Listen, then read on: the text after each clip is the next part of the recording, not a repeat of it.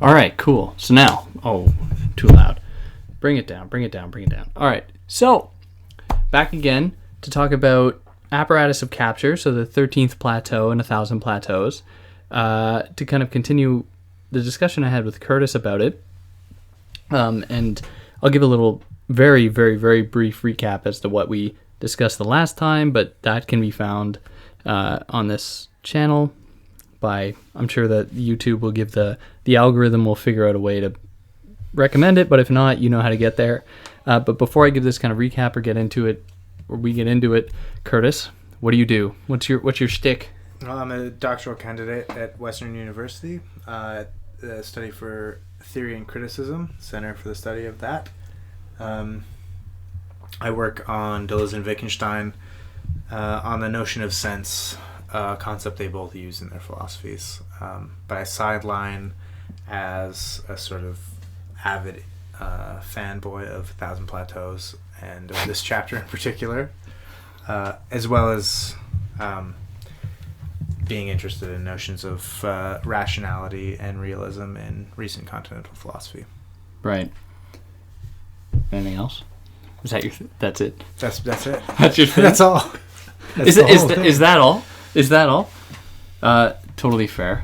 I mean, my interests are a lot less interesting. But what are your interests, David? Fucking Baudrillard. Everyone here who's listening to this now knows this. Or at least if they've had a look at your page. I mean, maybe not so much anymore. I'm trying to branch off, but it's hard. Got a couple of Foucaults in there, I feel like. A couple of Foucaults. Some feminist stuff too. But anyways. So last time we talked about a number of different things from this chapter. So obviously, approaching this chapter from us would not be a great way to go about doing it. Reading it would be the best way. So obviously I would prescribe that. I would, in fact, say it's necessary. Yeah. Like, no matter how introductory we are, it will do nothing for you unless you read it. Yeah, definitely. So check it out. But as for what we did discuss, so if you were going to go back or didn't have time to go back or wanted to remember what we talked about, the topics that we spoke about were some questions pertaining to why 7000 BC. So the kind of subtitle to the chapter is 7000 BC, or the primary title, I guess, would be 7000 BC. So why? Perhaps that has something to do with an accepted moment, a galvanizing moment for this thing called the state, although perhaps contemporary archaeology might trouble that a little bit, especially with this dude named Graham Hancock, thinking about how the state goes back maybe 12,000 years or maybe more. But yeah, I don't know. Any of you who are unfamiliar with Göbekli Tepe, is that how you say it? Yeah. Ancient site in, I think, what is now Turkey? I think so, yeah. Very interesting archaeologically, and check it out. Yeah. So the state goes way back, obviously. And even what we didn't think to be states, and that's very much what Deleuze and Guattari are getting at here, even those formations that would resemble something preceding a state are in many ways, or are states in that they anticipate the logic of a state, and by virtue of their being able to anticipate it, must in some sense house something of the logic of the state within it to anticipate it and then therefore prevent it. So that's an idea that we kind of touched on last time. Anything else to say about that? I don't think so, and about that in particular. Otherwise, it's also this notion of how it is that we can sort of understand the history of state forms. That is to say, how do we recognize the state in all of its instantiations? Yeah. Through history. Through that, they come up with a notion which they call the Urstaat, which is basically German for like something like the original state. But they take it to be a kind of transcendental form, if you will, in which the state finds a formal unity above and beyond the very real differences between historical instantiations of the state. That's going to play into the later stuff that we're going to talk about today. Rock and roll. Yeah. And then other than that, we talked briefly about what the war machine was, but that pertains primarily to the chapter, the Plateau, I guess, chapter that precedes this one. So definitely reading that would be the best way to go about it. But really quickly, the war machine is what exists outside of the state to some extent until the state appropriates it for its own ends. The war machine occupies or takes upon itself a logic that is very counter-state in that it doesn't abide by the same logics, perhaps the same parameters, the same codes that are necessary for state formations. And what else? What else is there about the war machine? Well, it's also complexly related to the relationship between nomadism and sedentary life, organizations of life. But for those sorts of details, it would be best to go to that chapter. Yeah. I personally see this chapter, Apparatus of Capture, and the War Machine as kind of like a couplet or a doublet, if you will. So if you want to get the whole picture, I think it's best to read them in tandem. Yeah, I would agree. And I think that's it. I don't know what else. Talking about the Erstat. Yeah. All right, cool. So if we think of anything else, we can obviously throw it in. But for now, going into today, I think in some ways we're going to try and bring it to a more relevant conversation to some questions pertaining to the present day, that is things dealing with algorithms, big data, stuff like that. Because we spent a lot of time in the last talk we did discussing the history of the state or how it comes about. Whereas today, perhaps we're going to question what the stakes are for that. What does it mean today for us? So in order to get to that, we have to think about the system we find ourselves in, notably one called capitalism, which I think everyone would be somewhat familiar with, which is an axiomatic, according to Deleuze and Guattari, which is a what?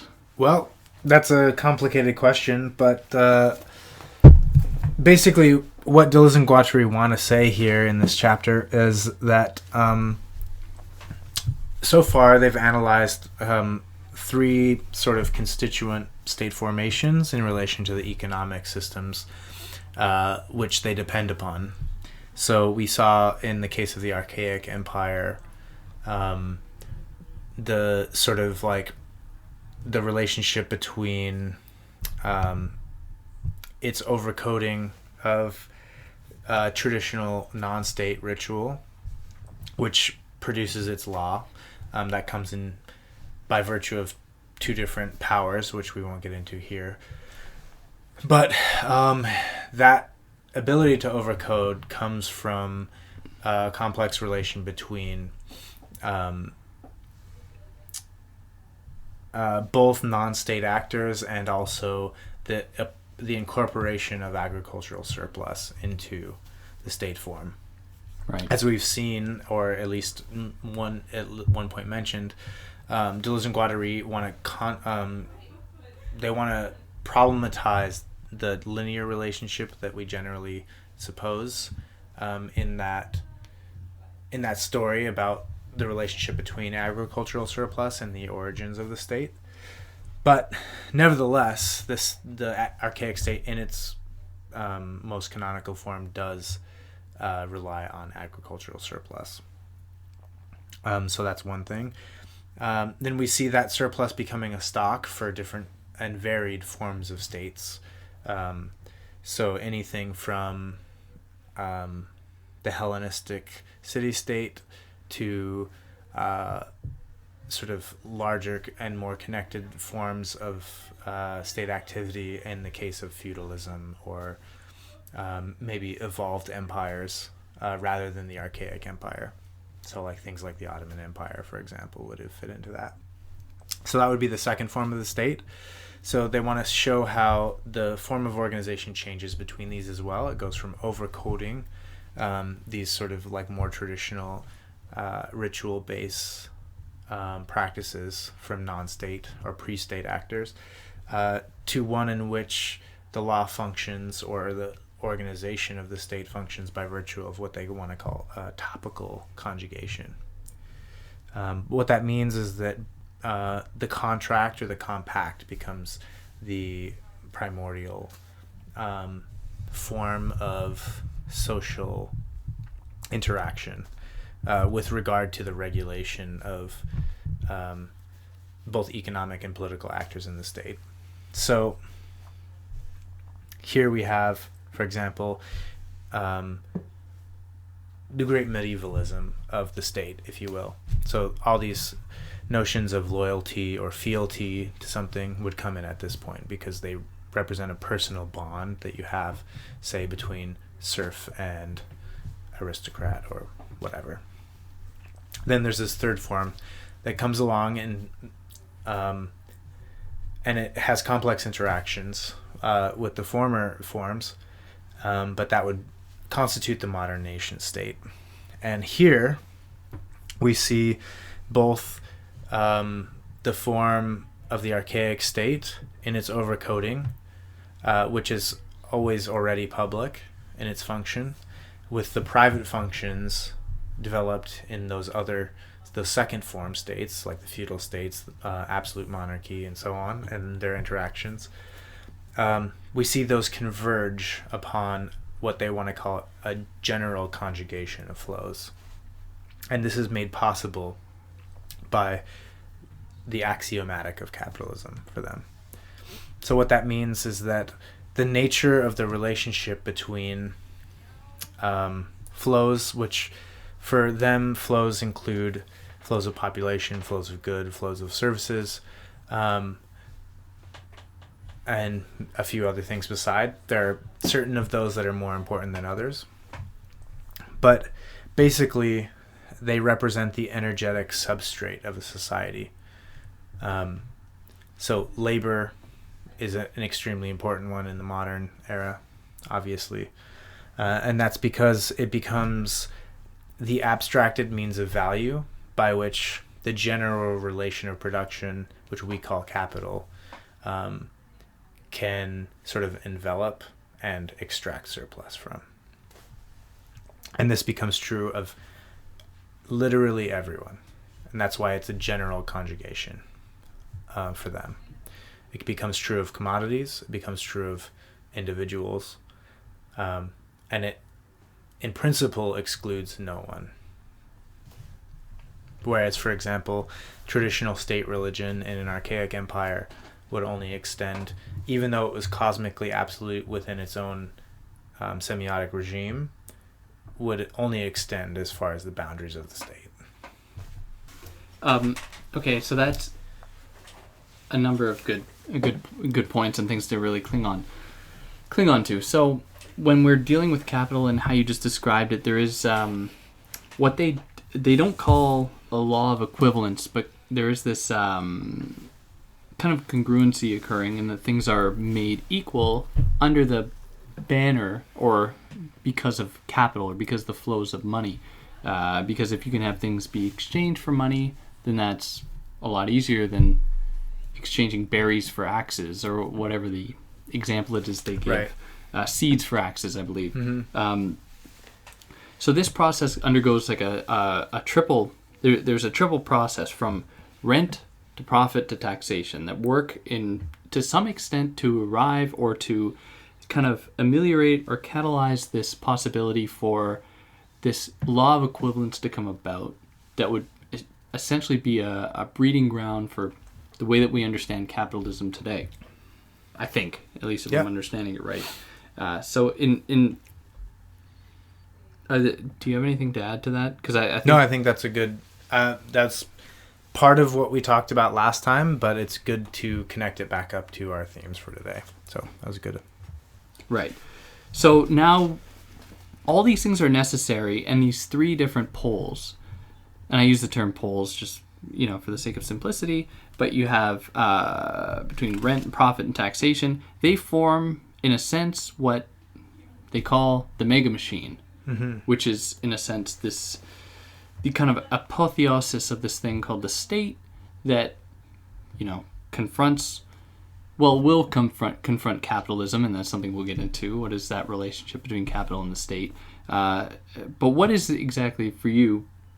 What is the mega machine, and how does it differ from these kind of older state formations that we were kind of describing, if it does at all? Yeah. Okay. So the mega machine is something they take from the work of Lewis Mumford, and it also technically applies to the archaic state, but it takes on an entirely new valence when it comes to capitalism, and it's axiomatic.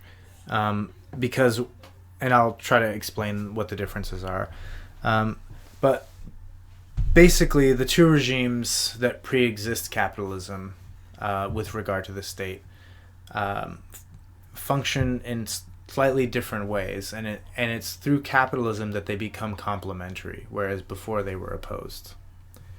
So the mega machine as archaic state functions through the absolute publicity of the sovereign, you might say, and the equivalent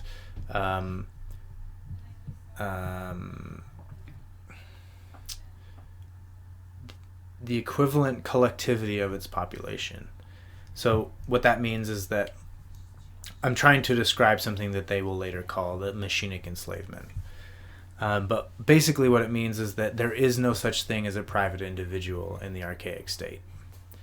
So that means that any particular citizen isn't even the right word because that refers to the city-state. Yeah. But any particular individual that belongs to the archaic state is a part of the machine of that state by definition, and within it functions always in relation to the state as an object. So it doesn't function as a subject within the state. Yeah. In other words. So for example, in ancient Egypt, the slaves working on the pyramids, they might have driven ox carts, let's say, as a hypothetical, but they wouldn't be seen any different than the cart or the ox in that regard. Yeah. Now, of course, they did have a categorical difference insofar as they were human beings. Obviously, people didn't confuse them with oxes. But in terms of their function with regard to the labor that they performed, that labor was uniformly a part of a machinic enslavement, to use Deleuze and Guattari's term. Yeah. Which means that they weren't subject to a moment of decision in which they were held responsible for their action, right? So the things that they performed were determined by the state.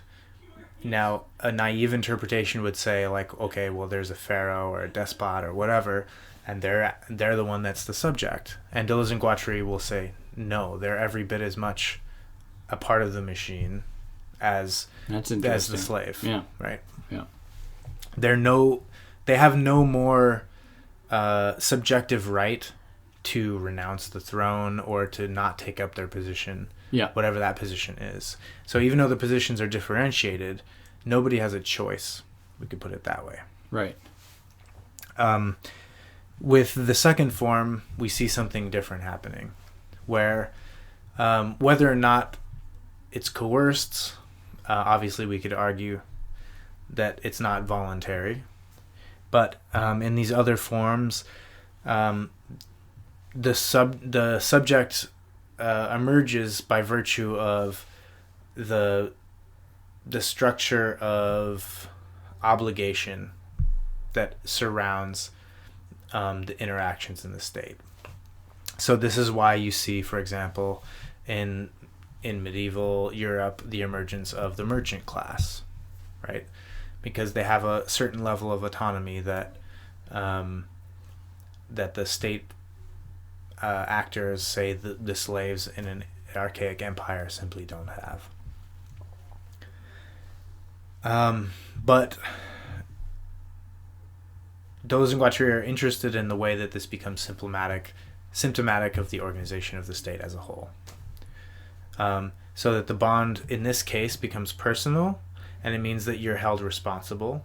So, and this bleeds into like the sort of classical Enlightenment notions of of what agency means as an individual, right? And so these sorts of forms of law or codifications of land rights or whatever it might be give the basis for private property. Yeah. Which is, I mean, it gives the basis for a lot of things, but that's the most important thing with regard to this sort of story that we're telling here. Mm-hmm. The fact that it gives rise to this means that capitalism becomes possible, right? But to confuse capitalism with mercantilism is a mistake in their view, for this reason. Because for them, what symptomatic of capitalism is the making complementary of this version of machinic enslavement by the state and what they call social subjection in these other forms of the state, the second sort of regime of the state in history. So what makes this possible, what makes the complementarity of these two things plausible, it's what they call the axiomatic. So the axiomatic determines a set of rules, you might say, which determine both economic policy on the level of states, but also it determines relations of production and the modulations of those in relation to modes and means. So for those not familiar with Marx, modes of production would be like factory work versus artisanal work or something like that. Relations of production would be something, I mean, it has diverse ramifications, but an easy example would be like capital as a form, that is to say the monetary form, exists as a global relation of production. It's something on which anyone who deals economically in some exchange has access to that form today. Even if the currencies may be different from one party to another, and so on and so forth. Barter would be another relation of production, but more simple everyday things, just like class antagonisms, would be another kind of relation of production, although it would take a lot of argument to see how those two things are tied together. Yeah. Means of production are also what they would call constant capital in this chapter, and those are like things, those constitute things like technologies, factories, land would be a means of production depending on the economic situation, real estate, basically forms of fixed capital, which is to say fixed value. Things that, whether or not they enter into an exchange relationship, hold a kind of value. And classically, for those Marxists out there, the bourgeoisie are defined by the ownership of the means of production. So that was a bit of an aside. But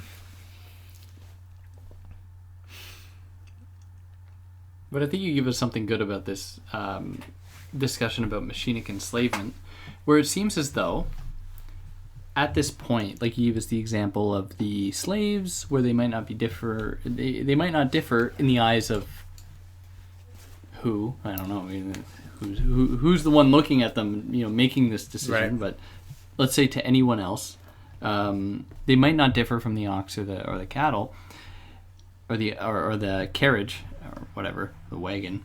And this would be a moment of machinic enslavement. That is the moment that these people are, in a sense, can't be differentiated from the machines that they are a part of, where they are, and this, I'm anticipating where this conversation is going to go, because this comes around full circle for Deleuze and Guattari to some extent, but that is characteristically different from their discussion about social subjection, which you were kind of hinting at, and that is, we see from one moment to the next, we see we see from one moment to the next, or one kind of system to the next, the introduction of a kind of subjectivity, but no less repressive to some extent.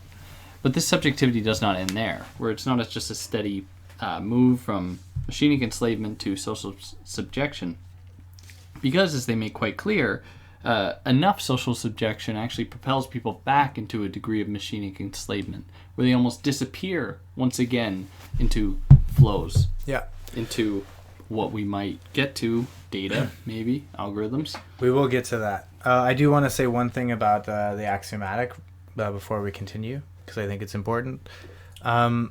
So they're taking this word axiomatic from mathematics. I'll just say a little bit about it. Don't worry, anyone who's already like shaking in their boots about the fact that I said the word math, don't worry, there's not going to be any equations or anything. But what it means for them, it comes from basic, at least in one of its major instantiations, it comes from the development of set theory. But it has to do with the way in which mathematical knowledge is codified in general. So, as an easier example than the example of set theory, perhaps, Euclid's Elements was an example of the axiomatization of the Greek knowledge about geometry. So at the beginning of his Elements, he elaborates a few rules which are supposed to be exhaustive, cover the whole field of his inquiry, and are both unamenable to refutation as well as being primitive in the order of argument. So, for example, the famous definition of a line, that it is the shortest distance between 2 points, is an axiom of geometry, Euclidean geometry. Those of you who might be a little more savvy about the history of mathematics know that Euclid's axioms had logical problems, and that basically all of 20th century mathematics was built off of the failure of Euclidean geometry. But and they say that though, they say that axioms are in many ways they're groping in the dark. Well, that'll be important for this, right? Because although they present the edifice of the accumulated knowledge of a given system, it was proven in the 30s by a mathematician named Kurt Gödel, Austrian mathematician, that you actually can't have a complete set of axioms for any system that's more complicated than like the most rudimentary, even the most rudimentary system of arithmetic includes axioms that might be true that are unprovable or undecidable, as they say. So if I were to give an example, like 1 + 1 = 2. Yeah, I mean, that one is provable. But that one's provable. Okay, all right. And it's not an axiom. That's actually a theorem. But nevertheless, we can use it as an example.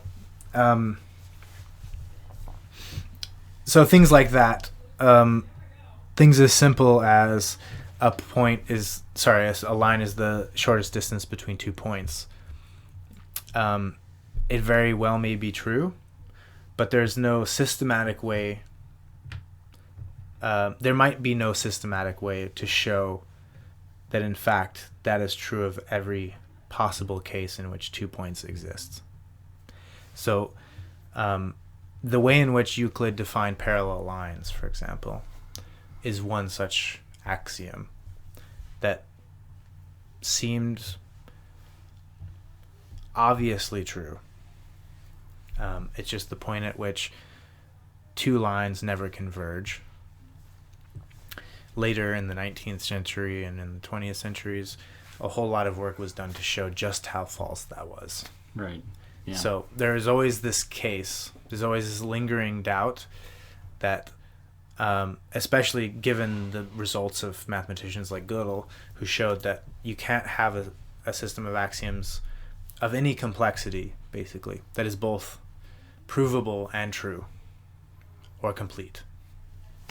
So either you've left something out, or there's something that you've put in that you have no way to prove by virtue, because of course axioms determine what you can say, what you can prove, what you can know, right?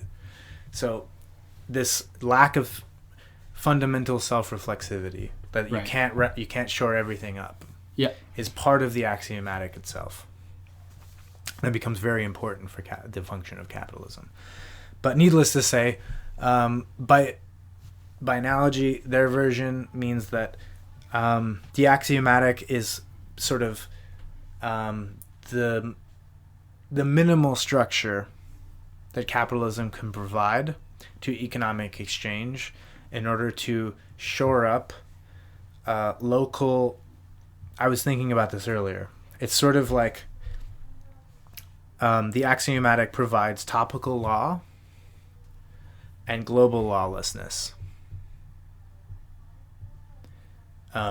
So people have often talked about how capitalism, there's no outside of capitalism, which is why it's so hard, that what people also call sometimes real subsumption, which means that all concurrent, contemporaneous, currently existing forms of life are in a fundamental way determined by capitalism. And however true this may be, it's actually not by virtue of capitalism's inclusivity. Like it's not some earthly father that's giving us a big hug or something. And to my mind, it seems that it's true because there is no inside of capitalism. Right. Because there isn't anything particularly germane. Like the domains of capitalism are not capitalism's domains, if that makes any sense. And that's why it's included in this chapter on the formation of the state, and why the title of the book is called Apparatus of Capture. Sorry, the title of the chapter. So that's why you always have local order effectuated by these axioms. One of the functions of the axiomatic, they call addition and subtraction. So the axiomatic is always ready to be remade, to be changed as the case warrants. So you need a little more order over here, a little more rigidity, a little more bureaucracy. Fine, we can subtract a few over here. So this is where you get the phenomenon of center and periphery in capitalism as well, where the center becomes more and more ordered. You get social democracy, you get more and more regulation of industry, you get more and more codification of identity in terms of legal precedent, right? And on the periphery, you get Monsanto and the ownership of plant genes. And the vicious circle of the agricultural people in India, for example, who have to deal with this. So you get local order, global lawlessness. And that's the aim.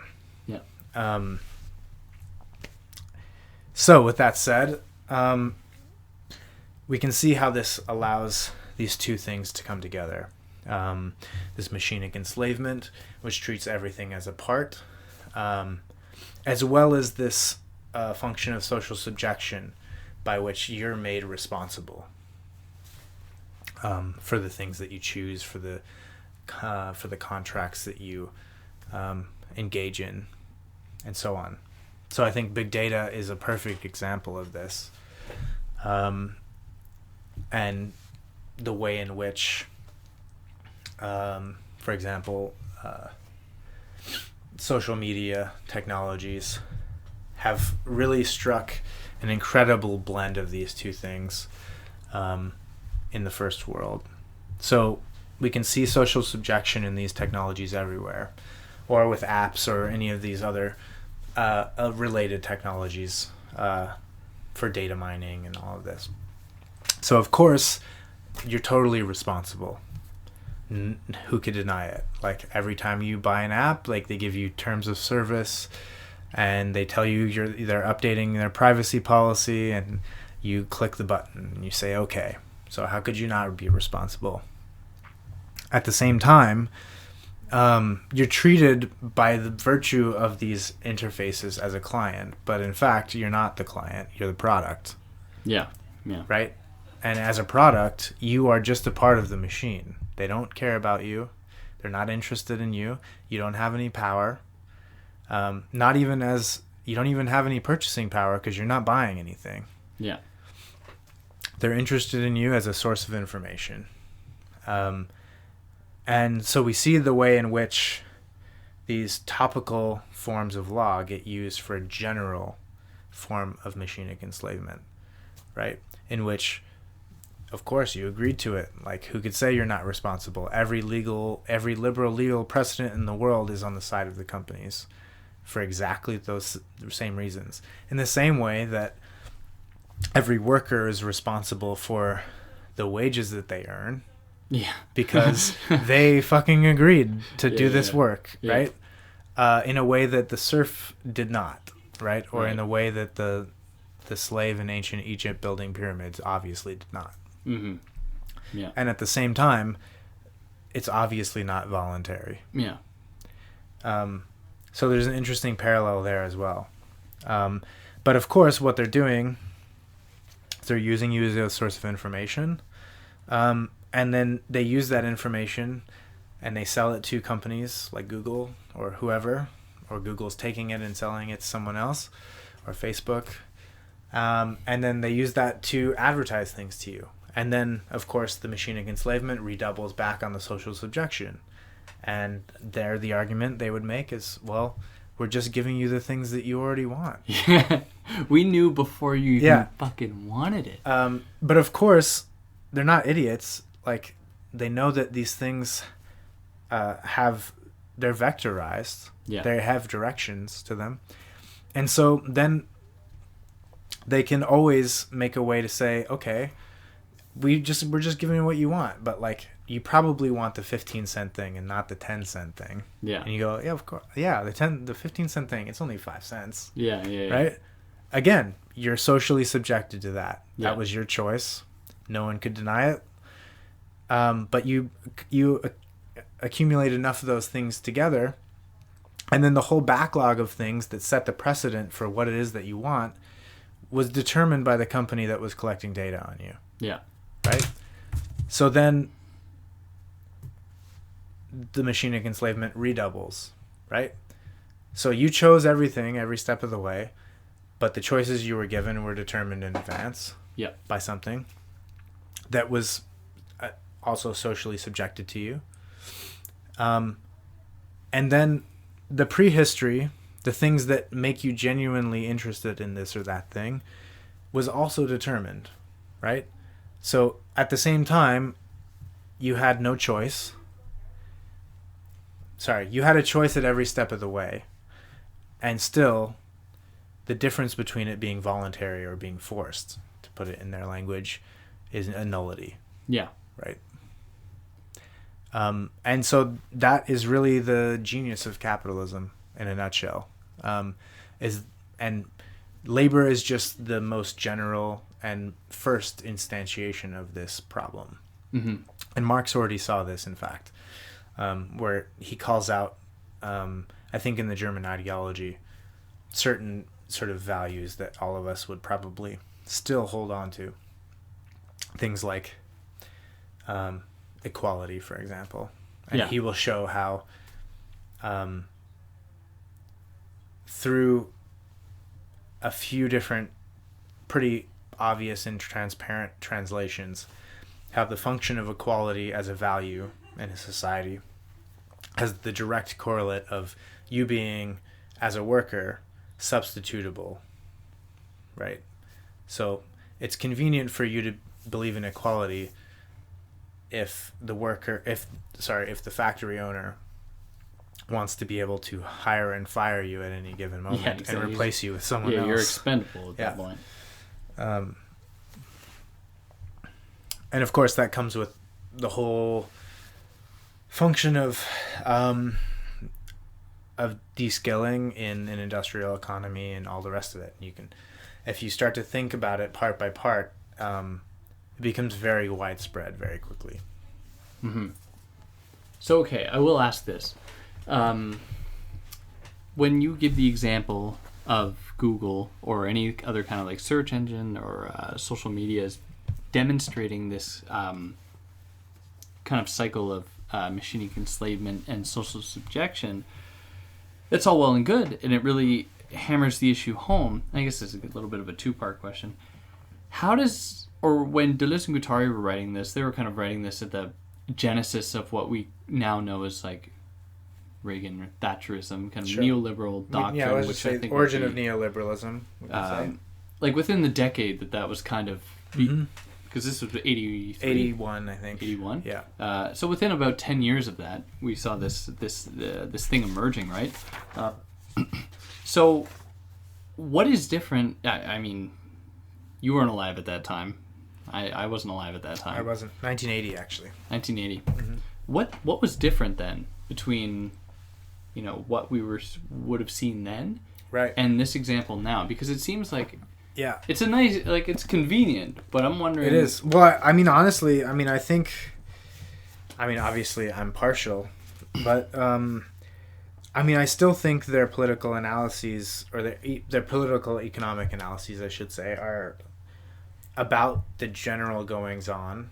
Yeah, are still unrivaled, and you can hold my feet to the flames on that one if you want to. I'm happy to go to town. But that said, obviously things have changed. I'm not denying that either. So this is what I would say. There's a good example here. Page 458 for you guys following along at home. But they say this. For example, one is subjected to TV insofar as one uses and consumes it. In the very particular situation of a subject of the statement, that more or less mistakes itself for a subject of enunciation. Quote, this is them in the mouthpiece of the TV executive. You, dear television viewers, who make TV what it is. The technical machine is the medium between two subjects. But one is enslaved by TV as a human machine, insofar as the television viewers are no longer consumers or users, nor even subjects who supposedly make it, but intrinsic component pieces, input and output, feedback or occurrences that are no longer connected to the machine in such a way as to produce it or use it.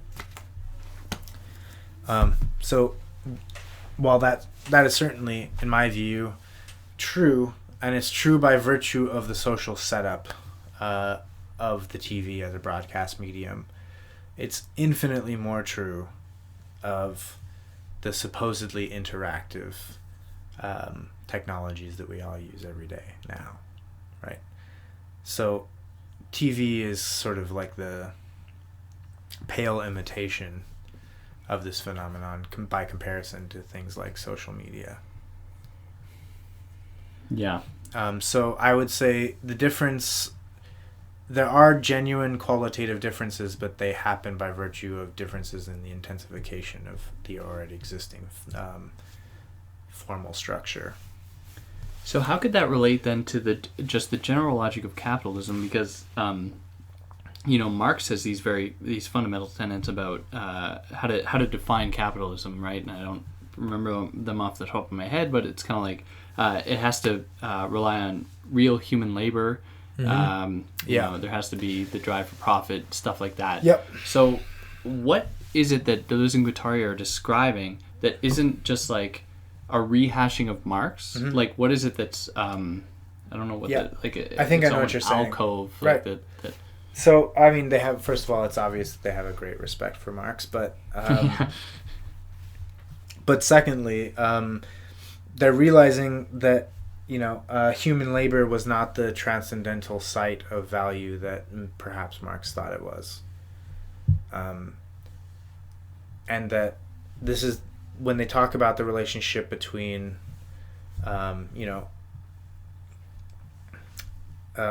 making things automatic, which is the function of industrial capital. And then the second wave of the advent of automation in factory work itself. That actually Marx had an unfounded belief in the inextricable ground of value in the activity of human beings. And what Deleuze and Guattari are starting to recognize is the fact that surplus value, while still fundamentally at the moment dependent on human beings, is not necessarily dependent on them. Yeah. And that is a profoundly terrifying thought for human populations, because if we become economically obsolete in virtue of these profit motives, that signals extreme social problems for all of us, or at least almost every one of us, I should say. So when you say that not dependent on humans, you mean like what we understand to be humans, like biological humans, or the moment that humans as biological humans are not, they're stripped of their humanity in that way? Right. So there's a few distinctions to make here, but what I mean is that these things are interconnected in my mind. But so for Marx, the relationship between a human's labor power, or his capacity to have, or their capacity to have labor, and their subjectivity are inextricably linked. So that the reason that alienation is a problem for Marx, for example, is because it denudes a human being's subjectivity from the product of their labor, right? Which is to say that since the labor process, by virtue of mechanization and by virtue of the division of labor, has become mediated extremely, they know the proletariat, let's say, which is the laboring class, are no longer able to recognize themselves in the things that they make. Yeah. This causes psychic dissonance, and this is that dissonance, or that caesura in the psyche of the subjectivity of the laborer is the place in which ideology can install itself. But it's also the place for Marx where revolutionary potential exists, right?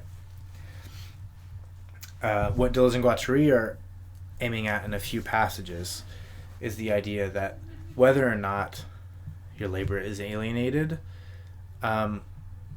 Marx had an uncritical belief about the foundation of surplus residing in human labor, right?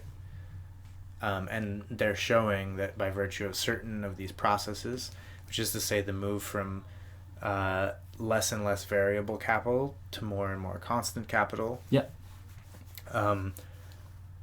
that surplus is actually derivable from constant capital in the form of automation, right? And that poses a paradigm altering problem, in political and economic thought and activity, for that matter. Because for Marx, the problem was that as far as automation went, you wouldn't be able to extract surplus labor from automation, because they could only, or like a robot or a machine, could only put out what essentially was put into it, where you wouldn't be able to extract the kind of surplus you would from real human labor. Right. So that, that what Deleuze and Guattari really present us here, at least with their conceptualization of this automatism, is that really, I think you hit the nail on the head in that it describes a really profound change in this thing called capital, but in many ways that's why I don't think Marxists don't like to take these guys up, because, that, or hardcore Marxists, that is, faithful Marxists, sure, don't like to take this stuff up, because it really throws a wrench in the whole thing, precisely because it throws a wrench in the whole classical ideal about both historical determinism and just the conceptualization of class dynamics in general. because that is the principal site for classical Marxists through which revolution is supposed to be effectuated. But the only bargaining chips the proletariat have are the fact that they are the ground of value. Yeah. Full stop. Yeah. And if they lose that, what do they have? Right? But then how did then we make sense of the possibility that if suddenly corporations found a way to, I don't know, extract profit from non-human actors, who do they sell these products to? That would be the secondary. That would be a very valuable corollary to ask oneself. So I mean, we'll just see, because they have to maintain it. Consumption, to some extent, consumption, right? Can consumption be automated? That is a question that remains. We'll leave it for Black Mirror. Yeah, for sure. I mean, if you guys haven't seen the show, there is an episode that breaches this topic. Actually. Which one?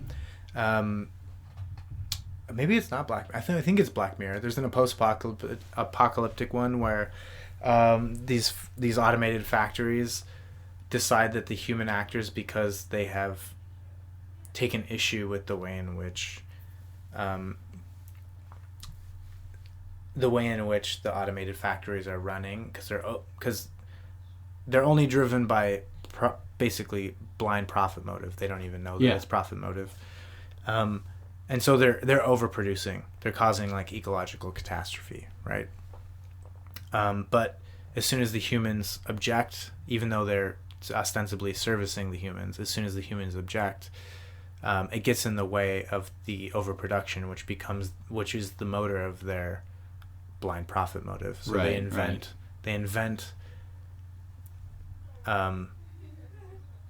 is that the one with little dogs? A category of they don't invent producers, I guess. They just ignore the pleas of the humans and just keep servicing them.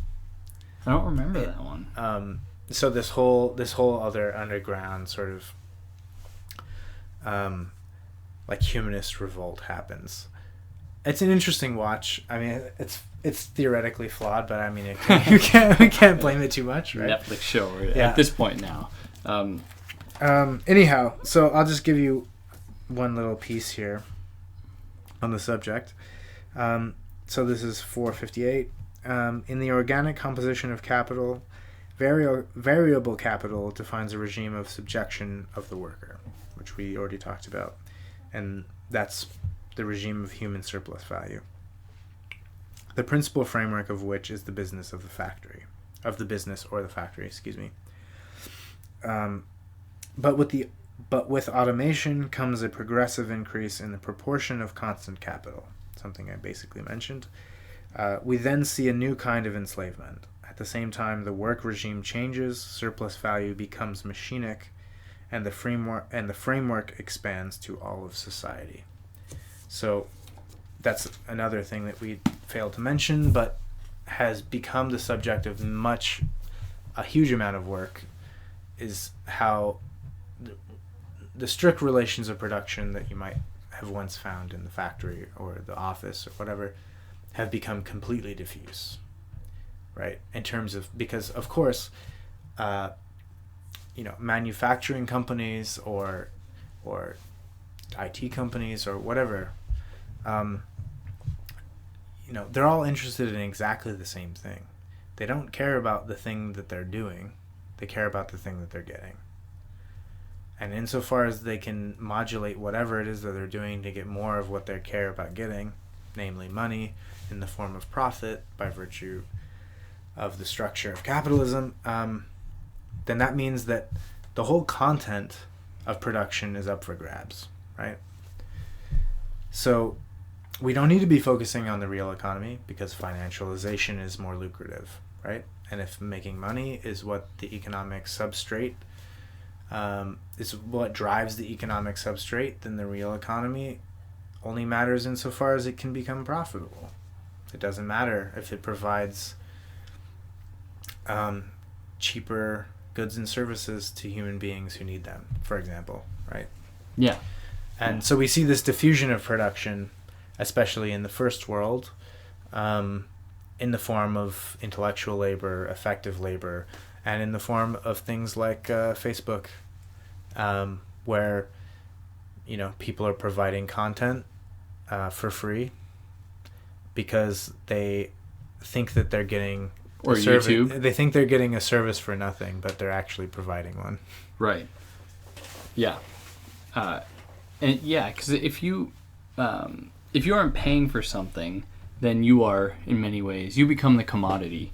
You become the thing that, because someone's got to make money somehow. So if there's anything that you're using and you think that you're getting the long end of the stick because you aren't paying for it, then you should be very wary. But the possibility that someone is profiting off of your dumbass on it, to put it quite brutally.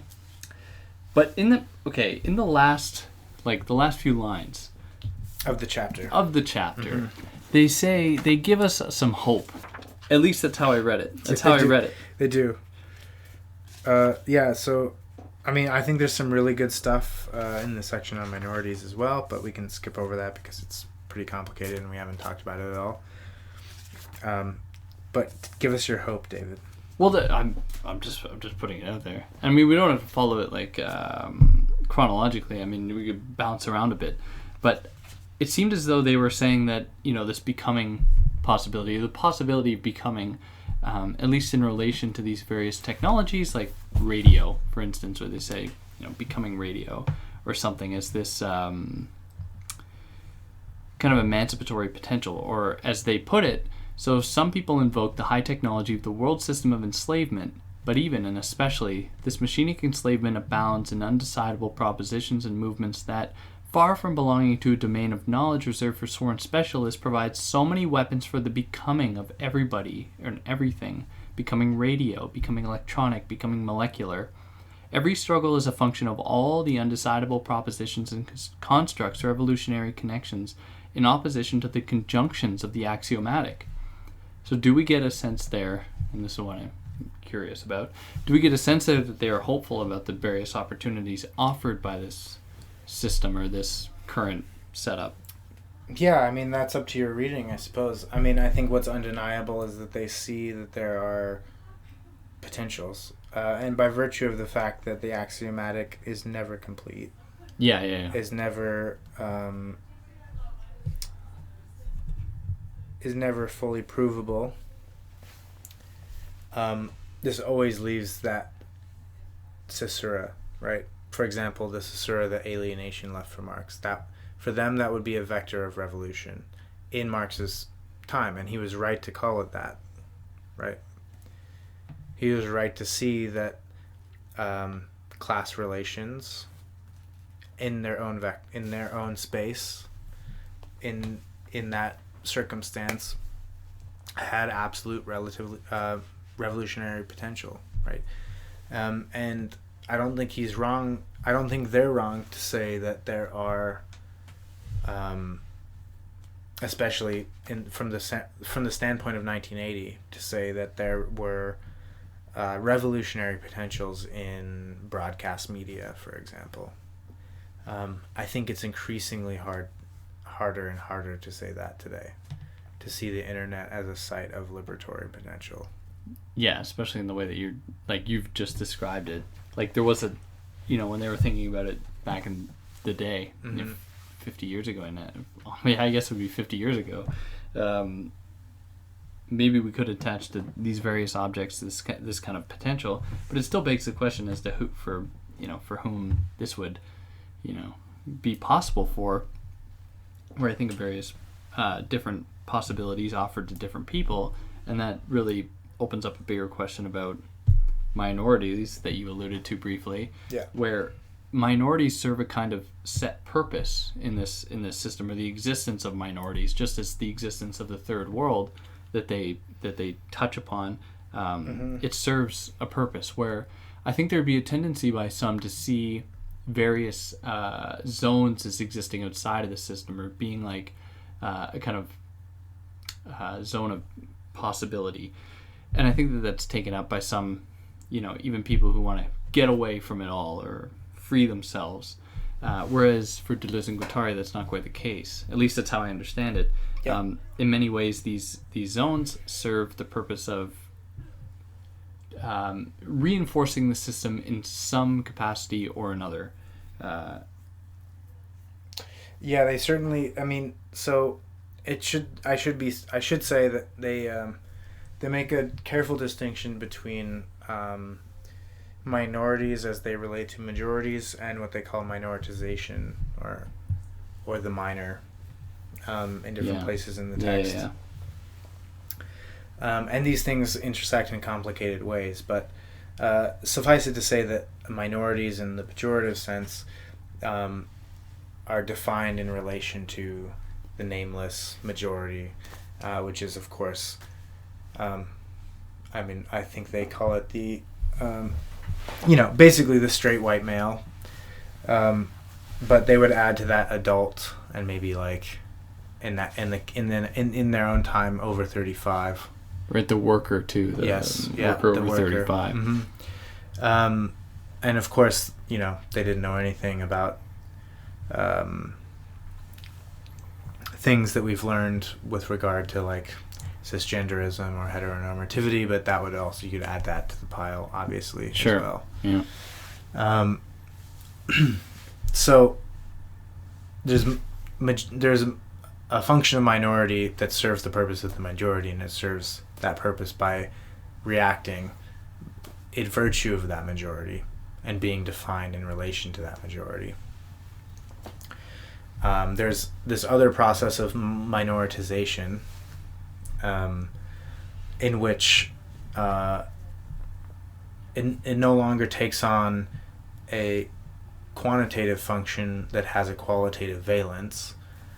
In the case of, like, say, in the scares, which they also bring up, which apparently was already a scare in France in 1980, but the scares of white political pundits in the United States saying that, like, for example, Mexicans are going to outnumber them in whatever, 2030 or 2025 or who cares when. Yeah.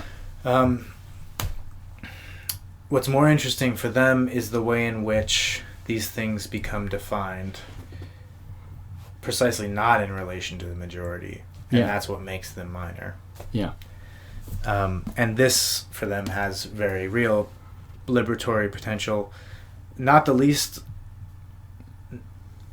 reason because for them, literally everyone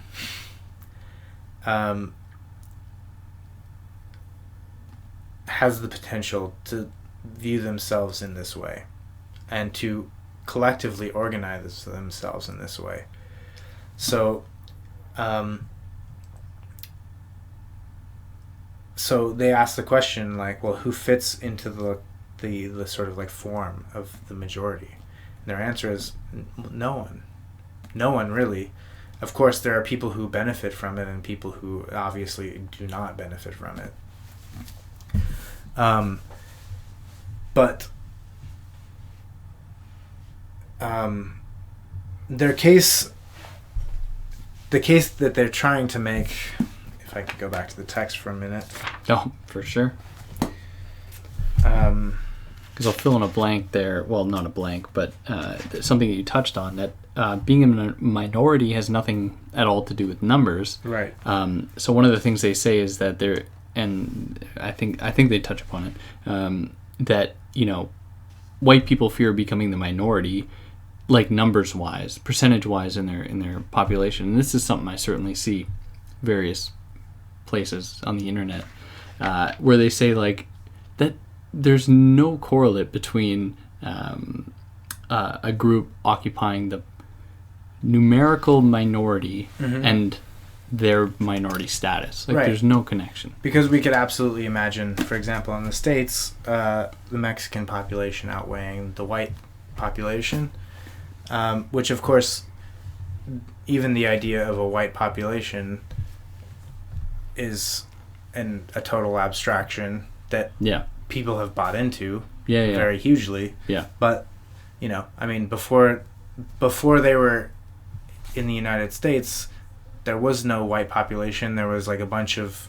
different kinds of Europeans that all like disagreed with their own senses of identity, right? And they were all the idea of whiteness like, and this really follows in many ways, you know, the development of the advent of the human, like, people from different societies. I'm not saying that this was like a good thing, and that we should go back to this, but and what I can illustrate this with an example. So I was reading a book recently that was suggesting that people from different tribes at one point would, when they made contact with one another, didn't necessarily know if they were making contact with other humans or if they were making contact with animals, gods, kings, because there were these kinds of differentiations at that time. Where the idea that, you know, all upright or erect standing beings with, you know, primates, ears and noses that can utter words in a pattern type way are humans, then that just came about very recently. Yeah. And we were able to couple all that together. And then the same with whiteness, where, you know, for a while the example that, you know, white conservatives like to use, like, the Irish people were so oppressed, like the Irish people weren't considered like human, like, but there is a point there to be made that the idea of whiteness, at least in that context. Well, yeah, I mean, of course, these conservatives were the same people who were leading quote-unquote nativists, which means like white Anglo-Saxon Protestant groups, in this case, you know, in the 1850s and 1890s and so on, were leading, you know, rallies and marches against the Irish, precisely for this reason. Yeah. So, yeah, I mean, things fucking change, that's for sure. But is that to say that...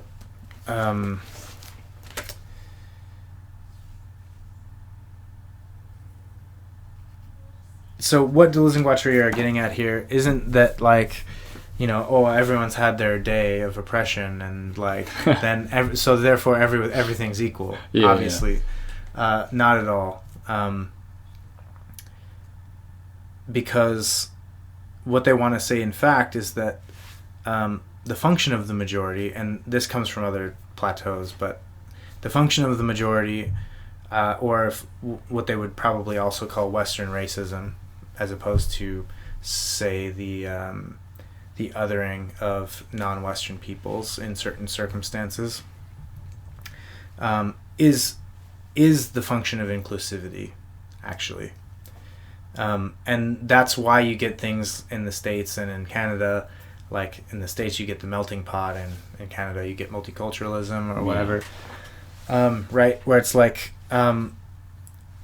assimilation becomes integral to the function of racism, right? And it's when somebody chooses to exclude themselves from that they become a minority, right? That they become minor, in the positive sense that Deleuze and Guattari are trying to get at, and that holds liberatory potential, which is totally widespread, actually, and not a function of this or that group. Yeah. And they say it, but it's always a collective value. It's never something that, like, you know, an individual just can't choose, right?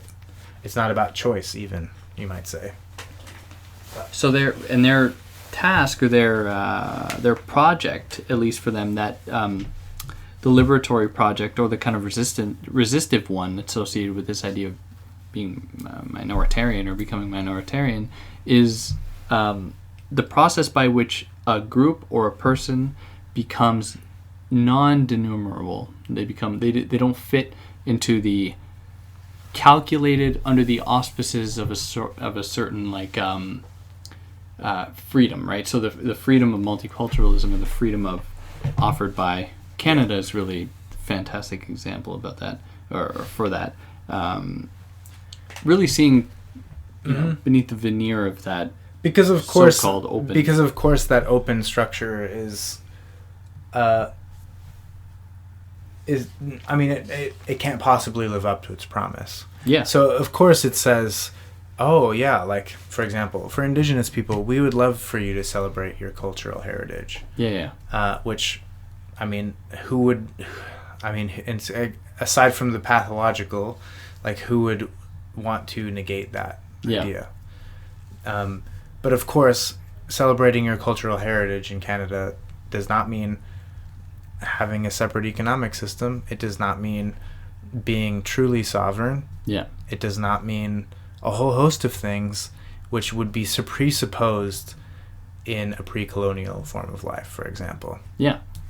Yeah. So it's a bit like Henry Ford, to wrap it all up with a good capitalist metaphor or analogy. It's a bit like Henry Ford when he released the Model T, the most popular car in the world at the time, saying, you can have your car any color you want as long as it's black. There we go. Those are our options. Well, shit. I mean, I don't want to screw that up. So for anyone that actually listened this far, good on you. I hope you got something out of this. I know I did, as I do with every talk with Curtis. But if you have any comments, you know how to leave it. I don't care if you subscribe. Leave a comment. That's what I appreciate. And I hope to hear from you. But until next time,